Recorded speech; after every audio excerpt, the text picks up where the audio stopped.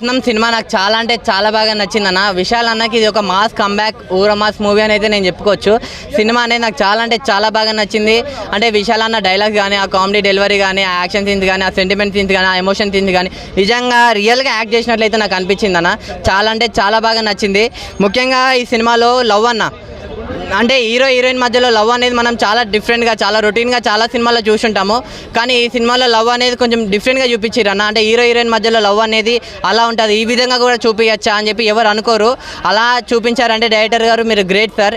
ఇలాంటి సినిమా నాకు చాలా అంటే చాలా బాగా, ముఖ్యంగా ఫైటింగ్స్ అన్న నరుకుడేందన్న. నిజంగా చెప్తున్నా కదా, ఇన్ని సినిమాలు చూసినా ఇలాంటి నరకడం ఏ సినిమాలో చూడలే.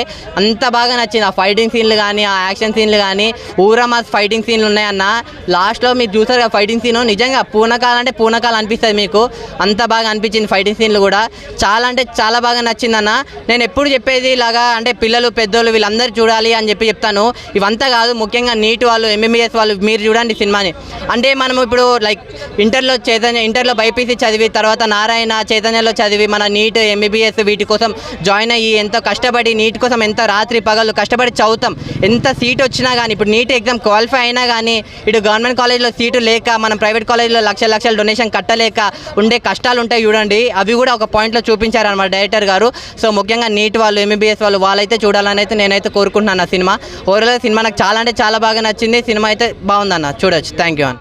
విశాల్ గారు తీసిన అన్ని సినిమాల్లో ఇదొక పెద్ద రత్నం అని చెప్పుకోవాలి. నేనైతే చాలా అంటే చాలా డిసప్పాయింట్ అయ్యా. అసలు విశాల్ గారు ఏంటి ఇలాంటి సినిమాలు తీయడం ఏంటి అసలు. అంటే మేబీ తమిళ వర్షన్కి ఇది బాగుంటుందేమో నాకు తెలీదు, బట్ నాకైతే అసలు నచ్చలేదు. ఇందులో నాకు నచ్చిన పాయింట్స్ ఏంటంటే మెయిన్గా వాళ్ళు తీసుకున్న కంటెంట్, ఆ ట్విస్ట్ ఏదైతే ఇవ్వాలనుకున్నారో అది చాలా బాగా అనిపించింది నాకు. విశాల్ గారు యాక్టింగ్, యాక్టర్స్ అందరూ చాలా బాగా చేశారు. చాలా అంటే చాలా బాగా అనిపించింది. కానీ బట్ ఏంటంటే కన్వీనియన్స్గా లేదు cinema.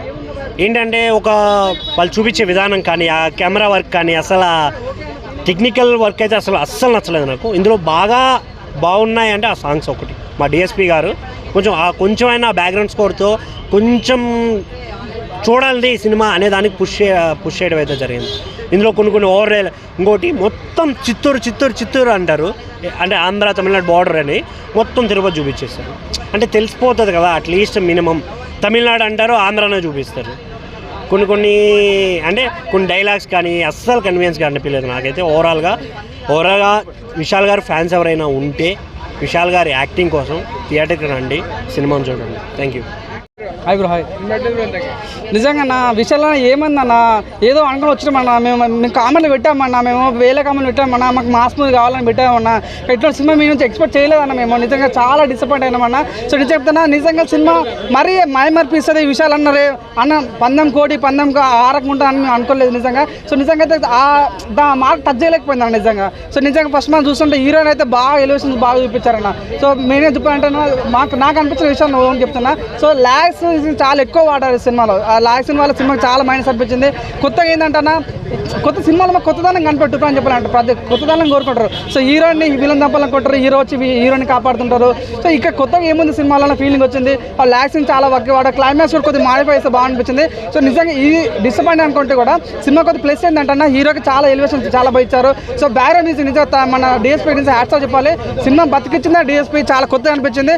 So DSP background music, hero elevations, hero చెప్తున్నా లేస నరుకుతాడో పడుకుని నరుకుతాడు. నిజం నరకుడు తప్ప సినిమాలో ఏం లేదన్న ఫీలింగ్ వచ్చింది.